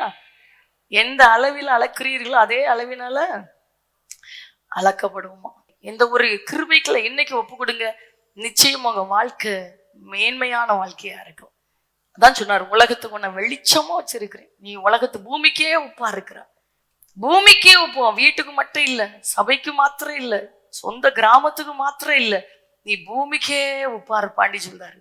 இந்த பூமிக்கு ஒரு சுவையை கொடுக்கிற வாழ்க்கைங்கிறது சாதாரண வாழ்க்கை இல்ல, நிச்சயமாய் நடக்கும். ஹல்லேலூயா. ஆண்டவர் பெரியவர். கடைசியா கேட்க போறோம், நல்லவர், ரொம்ப நல்லவர், கொஞ்சம் இல்ல ரொம்ப நல்லவர், வர்ணிக்க முடியாதவர், யோசனைக்கு புலப்படாதவர். இப்ப சொல்றாரு லூக்கா 6ஆம் அதிகாரம் 38வது வசனத்தின் முன் பகுதியை பார்த்தீங்கன்னா, லூக்கா 6:38 முன் பகுதியில, கொடுங்கள் அப்பொழுது உங்களுக்கு கொடுக்கப்படும். கொடுங்கள் அப்பொழுது உங்களுக்கு கொடுக்கப்படும். ஆமென். கர்த்தர் நல்லவர். கொடுங்கள் அப்பொழுது உங்களுக்கு கொடுக்கப்படும். அமுக்கி குலுக்கி சரிந்து விழும்படி நன்றாய் அளந்து உங்கள் மடியிலே போடுவார்கள். ஏதோ ஒரு கிறிஸ்தவ வாழ்க்கை வாழ வந்தது போல இல்ல, கிறிஸ்தவ உடைய வாழ்க்கை நம்ம வாழணும். சரியா? நிகர் இல்லாதவர், ஆராய்ந்து பார்க்க முடியாதவர் சொல்றார், கொடுங்கள் அப்பொழுது உங்களுக்கு கொடுக்கப்படும். ஞானம் உள்ளவன் சிந்திக்க கடவன். பேங்க்ல வயசாகி வர்ற நேரத்துல நிறைய பெற்றோர்கள் சொல்ற காரியம் என்ன தெரியுமா? பிள்ளைய எதிர்பார்க்கணும், நம்ம ஒரு குறிப்பிட்ட அமௌண்ட்டை பேங்க்ல போட்டா நம்ம உட்காந்து சாப்பிடலாம். 10 லட்சமோ 20 லட்சமோ பேங்க்ல போடுறாங்கன்னா 20 லட்சம் போடுற பணம், 20 லட்சம் போட்டா 20 லட்சத்துக்குள்ள வட்டி தான் பேங்க்ல இருந்து கிடைக்கும்னா, என்ன போடுறாங்களோ அதனுடைய பிரதிபலன் அந்த வட்டியை தான் வாங்கி சாப்பிட முடியும். 50 லட்சத்தை போட்டா 50 லட்சத்துக்குள்ள வட்டியை வாங்கி சாப்பிட்டுட்டு இருப்பாங்க. இப்ப ஆண்டவர் சொல்றாரு, கொடுங்கள் அப்பொழுது உங்களுக்கு கொடுக்கப்படும். உங்கள் பொக்கிஷம் எங்க இருக்குது அங்கதான் உங்க இருதயம் இருக்கும். பரலோகத்தில் உங்கள் பொக்கிஷங்களை சேர்த்து வையுங்கள், கொடுங்கள், அப்பொழுது உங்களுக்கு கொடுக்கும். எப்படி கொடுக்கும் அதுதான் பார்ப்பாரு. கொடுக்கறத முக்கியம் இல்ல, கொடுக்கறத எப்படி கொடுக்கிறோங்கிறத பார்ப்பாரு, அதுதான் ரொம்ப முக்கியம். ஆலயத்துல எல்லாரும் வந்து காணிக்கப்பட்டியில காணிக்க போட்டாங்க. அவர் பாக்குறாரு, காணிக்கப்பட்டிக்கு அருகில் நின்று பாக்குறாரு. நிறைய ஊழியக்காரங்க இது ஒரு முக்கியமான ஆராதனையா பேசிட்டு இருக்கிறாங்க. உண்மையில அன்னைக்கு அருமையான ஒரு தகப்பனா டெரிக் பிரின்ஸ், ஒரு நல்ல ஒரு தேவனுடைய மனிதன், அவங்களுடைய அந்த இதை பார்த்துட்டே இருக்கும்போது அந்த அவங்க எழுதியிருக்கிற அந்த வார்த்தைகள் அதை ஒரு பிரசங்கமா கொடுத்துருக்குறாங்க, தமிழ்ல மொழிபெயர்ப்பு பண்ணி. அதை கேட்டே இருக்கும்போது சொன்னாரு, இந்த கொடுக்கிற காரியம் ஒரு ஆராதனை போல முக்கியமானது அப்படின்ட்டு. நம்ம ஆண்டவர் நம்ம கையில தருகிற பணம் என்கிற ஆசீர்வாதத்துக்கும் ஆவிக்குரியதுக்கும் ரொம்ப தொடர்பு உண்டு சொல்றாரு. புரியுதா? பேப்பர் தான், ஆனா ஆவிக்குரிய ரீதியில ரொம்ப தொடர்பானது. அதான் சொன்னார், பணமா வென்றால் எல்லாத்துக்கும் உதவும். பணம் ஆசை எல்லா தீமைக்கும் வேறு. பணம் இன்னைக்கு பிசாசு தன் கையில மனிதர்களை பிடிக்க எடுக்கிறதே பணம், பணத்தை கடு. பணம் பணம் பணம்னா பணமும் வாய்ப்பிழக்குமா? தேவனுக்கு சமம் அந்த பணத்தை காட்டி காட்டி இன்னைக்கு மனிதர்களை பிசாசு தன் பக்கத்துல இழுத்துட்டு இருக்கிறான். உங்களுக்கு ஒரு கதை சொல்றேன், உண்மையா நடந்த கதை. ஒரு ஊர் தலைவர், நல்ல ஒரு மனுஷன். அவரு பாருங்க, அந்த ஊருக்கு ஒரு நல்ல தேவனுடைய மனுஷன், ஆண்டவரை அறிந்தவர், ஊருக்கு ஒரு நன்மை செய்ய விரும்பினாரு. நல்ல வசதியானவர், ஊர் தலைவரா இருக்கிறாரு. சரியா? அப்போ அவருக்கு ஆசை என்னன்னா, ஜனங்களுக்கு உதவி செய்யணும். அவங்க கடன் அடைக்கணும்னா கடன் அடைச்சு விடணும், படிக்கிறதுக்கு ஃபீஸ்னா கொடுக்கணும், என்ன கேட்கறாங்களோ கொடுக்கணும். ஒவ்வொருத்தரா வந்து ஒவ்வொன்றா கேட்கும்போது கையில ஒரு பைபிளையும் வச்சிருந்தாரு. இதையும் கொடுக்கறதுக்கு வச்சிருக்கிறாரு. பரிசுத்த வேதாகமம் ஒரு பைபிளும் இருக்குது. ஒவ்வொருத்தரா வந்தாங்க. இந்த பைபிள் மேல யாரு கண்ணம் போகல, ஃபர்ஸ்ட்லயே சொல்லிட்டாரு, இந்த பைபிளை நீங்க கேட்டீங்கன்னா இதை உங்க கையில தந்துருவேன். ஆனா வந்தவங்க யாருக்கும் அந்த பைபிள் கண்ணில் தெரியல. வந்தாங்க, ஒவ்வொன்றா சொன்னாங்க, அவர் அப்பப்ப கொடுக்குறாரு, வாங்கிட்டு போயிட்டே இருக்கிறாங்க. ஆனா ஒரு ஏழை பையன், ரொம்ப கஷ்டப்பட்ட ஒரு குடும்பத்துல உள்ள ஒரு சின்ன பையன், வாலிப தருணத்துல இருந்த ஒரு தம்பி முன்ன வந்தான். யாருக்கும் தெரியாத அந்த பரிசுத்த வேதாகமும் அவன் கண்ணுக்கு தான் தெரிஞ்சிச்சு. பாருங்க, அவன் நேரா வந்தவன் அவர்கிட்ட பார்த்து சொன்னான், ஐயா எனக்கு வேற ஒன்றும் வேண்டாம், இந்த பரிசுத்த வேதா நான் ஆண்டவரை அறிஞ்சிருக்கிறேன், இது என் கையில இல்லை, இந்த பரிசுத்த வேதாமத்தை எனக்கு கிஃப்டா தருவீங்களா? சரியா? அவருக்கு எப்படி தூக்குமாரி போட்டுச்சு. ஒரு ஏழை பையன், ஆண்டவர் அப்பதான் அறிஞ்சு ருசி பார்த்த ஒரு பையன். இந்த பைபிளை கேட்ட உடனே இந்த பைபிள் எடுத்து கொடுத்தாரு. கொடுத்துட்டு அந்த பையன் பைபிளை வாங்கினோன்னு எல்லாத்தையும் பார்த்து என்ன தெரியுமா சொன்னாரு, நீங்க அன்றாட உங்க தேவைக்கு என்னதோ அந்த காரியத்தை குறிப்பிட்டு கேட்டீங்க, ஆனா இவன் அப்படி இல்லை, இந்த பரிசுத்த வேதாமத்தை அவன் எனக்கு பரிசா வேணும்னு கேட்டதுனால ஒவ்வொரு பக்கத்துலயும் அவர் திறக்கிறாரு. அந்த பையன் உயிர் இருக்கிற நாளளவும் மட்டும் இல்லை, அவருடைய ஒவ்வொரு இடத்துலையும் ஒவ்வொரு செக்கு செக்கா எழுதின எவ்வளவோ விளையறப்பட்ட பணத்துக்கு சமமாய் ஒவ்வொரு பரிசுத்த வேதாமத்தி பேப்பரையும் பணத்தினால நிரப்பி வச்சிருந்தார். புரியுதா? இதுக்குள்ள இருக்குது பாருங்க புதையல், இதுக்குள்ள இருக்கு பாருங்க. இத கையில இருக்கிறத நம்ம பயன்படுத்தாம இன்னைக்கு கஷ்டத்துல தரித்திரத்துல வறுமையில வாழ்ந்துட்டு இருக்கிறோம்.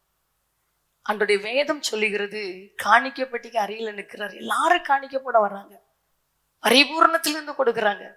ஆனா அப்படி இல்லை, ஒரு ஏழை வதவை எல்லாரும் போட்டதுக்கு பிறகு கடைசி முன்ன வர்றாங்க. வந்து அவங்க போட்டது ஒரு துட்டுக்கு சமமா 2 காசு, 50 பைசா அப்படின்னு எடுத்தோம்னா 2 25 பைசா. இப்ப அது இல்லை, 2 ரூபாய் நாணயம் பாத்தீங்கன்னா 2 ஒத்த ரூபாய் நாணயம். இப்போ உள்ளதுக்கு கணக்கு 2 ரூபாய் எடுத்தோம்னா 2 ஒத்த ரூபாய் நாணயம் உள்ள கொண்டு போடுறாங்க. ஆண்டவர் என்ன சொன்னார் தெரியுமா? நீங்க எல்லாரும் உங்க பரிபூர்ணத்திலிருந்து கொடுத்தீங்க, இவன் தனக்கு இருந்த எல்லாவற்றையும் போட்டு விட்டாள்.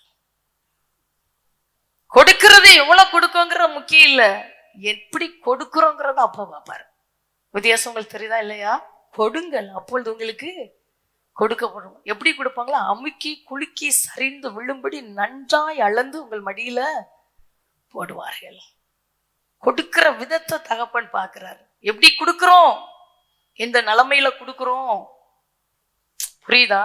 தருவாருங்கிறதுக்காக இல்ல, அவர் மேல வச்ச அன்பினால எந்த விதத்துல நம்ம செய்யறோம் சூழ்நிலைய பார்ப்பார், சூழ்நிலைய பார்ப்பார்.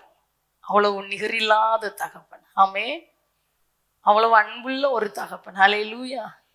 நம்ம கொடுக்கிற இருதயம் எப்படி இருக்குது, எந்த சூழ்நிலையில கொடுக்கிறோம், கையை நீட்டும் போது நம்ம வாழ்க்கை எப்படி இருக்குதுங்கிறத அப்பா பார்ப்பாரு. நிறைய இருக்குச்சுல, நிறைய அள்ளி போடலாம். ஒரு 10,000 ரூபாய் இருக்குச்சுல, 1000 ரூபாய் கொடுக்கறது கடினமான காரியம். அதே மாதிரி 10 லட்சம் வரைச்சுல, அதுல 1 லட்சத்தை விதைக்கிறது விதைச்சிட்டு போயிடலாம், சரியா? ஆனா இருக்கிற கொஞ்சத்துல, அதான் சொன்னார், கொஞ்சத்துல நீ உண்மையா இருந்தா அநேகத்துக்கும் நான் அதிபதியா மாத்துவேன்னு சொல்றாரு. கொஞ்சம் இருக்கும்போது அந்த கொஞ்சத்துல எப்படி நம்ம இருக்கிறோமோ அமுக்கி குலுக்கி சரிந்து விழும்படி செய்கிற தகவல் இல்லைங்க, பட்சபாதமே கிடையாது. ஹல்லேலூயா. அதுமே சந்தோஷமா இருக்கிறீங்க, ரொம்ப நல்லவர். சொல்லுங்க, ரொம்ப நல்லா. பயப்பட வேண்டிய அவசியமே இல்லை. கேட்கணும், கொடுக்கிற இருதயத்தை தாங்கப்பா, எதிர்பார்ப்பு இல்லாம, பிரதிபலனை எதிர்பார்க்காம கொடுக்கிற ஒரு இருதயத்தை என் வாழ்க்கையில தாங்கப்பா. சரி, நம்ம கேட்க ஆரம்பிச்சுட்டோம். நாளைய தினத்தை யோசித்து அல்ல, நாளைய தின வாழ்க்கையை யோசித்து அல்ல. இப்ப நம்ம கையில ஏதாவது இருக்கும்போது ஆண்டவர் கொடுக்க தூண்டுறாரா, நம்ம யோசிக்காம செய்வோம் பாருங்க. நாளைய தினத்திற்கு அல்லவா நான் சேர்த்து வைத்த, யோசிக்காம ஆண்டவர் கொடுக்கிறதுக்கு ஒரு எண்ணத்தை தந்தா செய்கிறோம் பாருங்க. எப்படி தருவாரா? அமுக்கி குலுக்கி சரிந்து விழும்படி தருவார். அவர் தாவீது ராஜா சொன்னார், கர்த்தர் நல்லவர் என்பதை ருசித்து பாருங்கள். அவர் மேல் நம்பிக்கையா இருக்கிற மனுஷன் பாக்கியம். ருசிச்சு பார்த்தாதான் அவர் எப்படிப்பட்டவர் என்கிறது தெரியும். தேவன் உலகத்தை தேடி வந்து உயிரை கொடுத்தாரே, அந்த கொடுத்த தேவன் அன்னைக்கு அப்பாண்டி கூப்பிடுற பாக்கியத்தை தந்து வச்சிருக்கிறாரே. என்ன ஒரு ஸ்லாக்கியம்! வெளில போய் நின்று வானத்தை எட்டி பாருங்க. வானத்தை படைத்தவர் அப்பாண்டி கூடுறோம், சரியா? பூமி எட்டி பாருங்க, இங்க பிரயாணப்பட்டு போச்சுல, சுத்தி இந்த உலகத்தை பாருங்க, இவர் அப்பாண்டி கூடுறோம். கடற்கரையில நின்று கடலை எட்டி பாருங்க, இந்த கடலை படைத்தவரை அப்பாண்டி கூடுறோம். இந்த முழு உலகத்திற்கும் பாருங்க, சுவாசிக்கிறதுக்கு ஆக்சிஜனை தந்துட்டு இருக்காரே காற்று. இந்த காற்றை பண்டக சாலையில் அனுப்பி தான் படைத்த ஜனங்களை பாதுகாக்கிறவரை அப்பாண்டி கூப்பிட்டு இருக்கிறோம். உலகத்தை படைத்தவர், முழு மனு உலகத்தை படைத்தவர் அப்பாண்டி கூடுறோம்னா நம்ம எவ்வளவு பயங்கரமானவர்கள், என்ன வல்லமை உள்ளவர்கள். என்ன சொல்லுங்க, கர்த்தர் நல்லவர், கர்த்தர் பெரியவர். உங்களுடைய விசுவாசம் அசாதாரணமான விசுவாசமாய் மாறணும். சின்னவரா தேவமா அப்பாண்டி கூடல, மனுஷன் அப்பாண்டி சொல்லல, உலகத்தை முழு உலகத்தை படைத்த இரட்சகரை அப்பாண்டி கூடுறோம், சரியா? இவர் இல்லாதவைகளை இருக்கிறவை போல் மாற்றுகிறவர், தன்னுடைய பிள்ளைகளுக்காக வழி இல்லாத இடத்தில் வழியை திறக்கிறவர், தம் பிள்ளைகளுக்காக ராஜாக்களுடைய இருதயத்தை மாற்றுகிறவர், சட்டத்தை மாத்தி போட்டுருவார். ஆமென். நான் படிச்சு முடிச்சிருந்த நாட்கள் பயங்கரமான பிரச்சனையின் காலம். அந்த 2002 இருந்து 2006 6-7 ஜூன் மாசம் வரைக்கும். அதுல எந்த வருஷங்கிறது எனக்கு மறந்துட்டு, ஆனா ஆரம்ப நாட்களா இருக்கும். இங்க வாலிப பிள்ளைங்க ஒரு 2-3 பிள்ளைங்க அப்படின்னு திருப்பத்தூருக்கு வருவாங்க கூட. அந்த குறிப்பிட்ட வருஷத்துல அந்த பிள்ளைங்கள்ட்ட கேட்டேன். சில வீட்டுல 2 பிள்ளைங்களும் இருந்தாங்க, 3 பிள்ளைங்க, மொத்தம் ஒரு 20-22 பிள்ளைங்க வாலிப பிள்ளைங்களா இந்த டீம்ல இருந்தாங்க. பிள்ளைங்களுடைய விசுவாசத்துக்காக கேட்டேன், இந்த வருஷம் திருப்பத்தூர் மீட்டிங்க்கு யாரெல்லாம் வர்றீங்க? சரியா? பயப்படாத, செலவுக்கு பயப்படாத. உன விசுவாசம் இருந்து ஆசை இருந்துன்னா அப்பா நடத்துவாரு. ஏன்னா ஒரு பிள்ளை அப்படின்னா சாத்தியம் வந்துருவாங்க. இங்க இருந்து ஆத்தங்கர பள்ளிவாசல் போகணும், அங்க இருந்து பஸ்க்கு செலவு கொடுக்கணும், அங்க 100 ரூபாய் கட்டணும், இது போக போகும்போது வரும்போது சாப்பாடு செலவு. ஒரு பிள்ளை வீட்டுல 2-3 பேர் இருக்கும்போது கண்டிப்பா யோசிப்பாங்க. ஆனா அந்த பிள்ளைங்களை பார்த்து சொன்னேன், விசுவாசம் இருந்தா ஆசை இருந்தா பேரத்தா. பிள்ளைங்க எல்லாம் பேர தந்துட்டாங்க. என் இருதயத்துல எண்ணம், எப்படியாவது முடியாத பிள்ளைங்களுக்கு கண்டிப்பா பார்த்துடணும். நான் கொஞ்சம் கொஞ்சமா சேர்க்கிறேன், சரியா? கொஞ்சம் கொஞ்சமா சேர்த்து ஒரு 300 ரூபாய் இதை என் கையில இருந்த ஞாபகம் இருக்குது. 2004 இருக்கும், இல்லாட்டா 2005 இருக்கும். சாரி, 2004 இருக்கும், இல்லாட்டா 2003 இருக்கும். கொஞ்சம் கொஞ்சமா சேர்த்தா ஒரு 3000 ரூபாய், அந்த 300 ரூபாய் கையில வந்துட்டு ஆசையா ஒரு பிள்ளைக்காவது கொடுத்துடலாமே, கொஞ்சம் கொஞ்சமா சேர்க்குறேன். இப்போ பாருங்க, இந்த சுனாமி அந்த காலம் 2004 தானே சுனாமி வந்துச்சு. அப்போ இது 2005 இருக்கும், சரியா? 5 தொடக்கமா இருக்கும். அந்த பிப்ரவரி மாத கூட்டத்துக்கு ஆயத்தமான நாளா இருக்கும். அப்ப என்னன்னா, ஒரு மனுஷன் எப்படி வீட்டு முன்னாடி வராரு, வந்து நின்றுட்டு கூப்பிடுறாரு. வெளியே போய் பார்த்தா அவர் சொல்றாரு, நான் அயன் பண்ணி தான் என் வீட்டை நடத்திட்டு இருந்தேன். தண்ணியில என் அயன் பாக்ஸ் அந்த போயிட்டு அந்த வண்டியோட சேர்த்து இழுத்துட்டு போயிட்டு என் மனைவி பிள்ளைங்க பசியா இருக்காங்க, உங்க கூட பிறந்த சகோதரமா நினைச்சு ஏதாவது உதவி செய்யுங்களா, ஏதாவது ஒரு சின்ன உதவி செய்யுங்க. அவர் சொன்ன வார்த்தை இருதயத்தை கொஞ்சம் அசைச்சிச்சு. ஒரு 50 ரூபாய் எடுத்துக்கொண்டு கொடுத்த ஞாபகம் இருக்குது. திருப்பி அவர் விடல, கூட பிறந்த சகோதரன்னு நினைச்சிட்டு ஏதாவது ஒரு உதவி செஞ்சீங்கன்னா, ஒரு வண்டி வாங்கி ஒரு அயன் பாக்ஸ் வாங்கி நான் என் பிள்ளைகளையும் மனைவியும் பாதுகாத்துருவேன். அவர் கையில இருந்த ரூபாய் 300 ரூபாய் தான், அது பிள்ளைங்களுக்காக சேர்த்து வச்சுட்டு வந்த ரூபாய். இவரு கேட்கிறாரு, என்ன பண்ணும் தெரியாது. பாருங்க, உள்ள போய் எடுத்து கையில கொடுத்தேன். அவர் போயிட்டாரு. இந்த நேரத்துல தான் ஆத்தங்கர பள்ளிவாசல்ல இருந்து இந்த இங்கெல்லாம் பஸ் பிடிச்சு கூட்டிட்டு போற தாயார் ஃபோன் பண்றாங்கம்மா, ஊர்ல இவங்களை பார்க்கணும், எனக்கு கொஞ்சம் சப்போர்ட்டுக்கு வருவியா அப்படின்னு கேட்டாங்க. சரி நான் வர்றேன். வந்தாங்க. அவங்களுக்கு சப்போர்ட்டுக்கு தான் அந்த வீட்டை கூட்டிட்டு போனாங்க. சரி, அவங்க எதுக்கு வந்தாங்கன்னா டொனேஷன் பிரிக்க வந்தாங்க. கொஞ்சம் பணம் டொனேஷனை வாங்க வந்தாங்க. நானும் போய் இருக்கிறேன் அந்த வீட்டுல. உண்மையில அந்த சகோதரன் அப்பதான் வெளியில போயிருக்கிறாங்க. மனைவி சொன்னாங்க, இப்பதானே வீட்டுல இருந்து வெளியே போனாங்க. சரி, அப்ப பிரயோஜனம் இல்லாத மாதிரி அவங்க ஏதோ பேசிட்டு இருக்கிறாங்க. கிளம்பலாண்டி இருக்கச்சுல வெளியே போன சகோதரன் வீட்டுக்கு வந்துட்டாரு. வந்தோடனே அந்த மனைவி கணவனை பார்த்து சொன்ன முதல் வார்த்தை, ஜூலி இந்த வருஷம் பிள்ளைங்களெல்லாம் கூட்டிட்டு திருப்பத்தூருக்கு போறா. வேற ஒண்ணுமே பேசல. அந்த சகோதரன் என்ன தெரியுமா கேட்டாங்க, வந்த தாயார் டொனேஷனுக்காண்டி வந்தாங்க, ஆனா என்ன பார்த்து அவங்க கேட்ட வார்த்தை, நீ எத்தனை பிள்ளைகளை கூட்டிட்டு போறா, ஒரு பிள்ளைகிட்ட 5 காசு வாங்காத, சரியா? இங்கிருந்து போறது, சாப்பாடு செலவு, அங்க கட்டுறது, பஸ்குள்ள செலவு எல்லாம் சேர்த்து மொத்தமா அந்த நாள் ஒரு 15,000 ரூபாய்கிட்ட ஒரு கெட்டா எடுத்து என் கையில தந்த ஞாபகம் நல்லா இருக்குது. ஒரு கெட்டு பணமா? டொனேஷன் வாங்க வந்தவங்களுக்கு 5 காசு கிடைக்கல, ஆனா என் கையில ஒரு கெட்டு பணமா தந்து அத்தனை பிள்ளைகளையும் 5 காசு வாங்காம இங்க ஊர்ல இருந்து ஆத்தங்கரை பள்ளி வாசல் வரைக்கும் வண்டியை பிடிச்சு நல்லா சாப்பாடு வாங்கி கொடுத்துட்டு எந்த காசும் வாங்காம 22 பிள்ளைகளையும் திருப்பத்தூருக்கு கூட்டிட்டு போக கர்த்தர் உதவி செய்தார். அல்லேலூயா, ஆமென். அவர் ஜீவன் உள்ளவர். கொடுங்கள், அப்பொழுது உங்களுக்கு நம்ம உள்ளத்தை அப்பா பார்க்கிறார். எப்படி செய்யறோம் அப்பா பார்க்கிறார். அவர் தகப்பன், நம்ம பிள்ளை. யாருக்கு அவர் பட்சபாதம் உள்ளவர் அல்ல. உயர்ந்தவன் தாழ்ந்தவன் பார்க்க மாட்டார், ஏழை பணக்காரன் பார்க்க மாட்டார், படிச்சவன் படிக்காதவன் பார்க்க மாட்டார், பலன் உள்ளவன் பலனற்றவன் பார்க்க மாட்டார். நீங்களாம் பலசாலிகள், நான் பலவீனமானவன். சரீர பிரகாரம் நீங்க பலசாலிகள், நான் பலவீனப்பட்டவள். ஆனா என்ன பார்க்கிறாருன்னா, என் அப்பா பயங்கரமானவர். அவர் பயங்கரமானவர், அவர் நல்லவர். அல்லேலூயா. அவரை போல ஒரு தகப்பன் கிடையவே கிடையாது. பலவீனத்தை வச்சு ஒண்ணு சொல்றேன்னு, எல்லாம் பொய் சொல்லுங்க, எல்லாம் சத்தமா சொல்லுங்க, எல்லாம் பொய். அவர் ரொம்ப நல்லவர். நம்ம விதைக்கிறத நம்ம அறுப்போம். எந்த அளவில் அளக்குறோமோ அதே அளவினால நமக்கு அளக்கப்படும். கொடுக்கிற நமக்கு அவர் பயங்கரமாய் கொடுப்பார். அல்லேலூயா. கொடுக்கிற இருதயத்தை தாங்கப்பான்னு கேட்கணும். அல்லேலூயா. அந்த கொடுக்கிற இருதயம் வித்தியாசமானது, ரத்தத்துல ஊறணும். நம்ம வீட்டுக்குன்னா செய்யறோம்ல, நம்ம பிள்ளைங்களுக்குன்னா செய்யறோம்ல, கலப்படமற்ற இருதயம், சரியா? கலப்படமற்ற இருதயம். யாருக்கு வானத்தின் பலகணிகள் திறக்கப்படும்? உள்ளத்தை பார்க்கிற தேவன். அதனால்தான் தாவீதை குறிச்சு சொன்னார், என் இருதயத்துக்கு ஏற்றவனாக கண்டேன், எனக்கு சித்தமானது எல்லாம் செய்து முடிப்பான். ஆமென். சொல்லுங்க, அவர்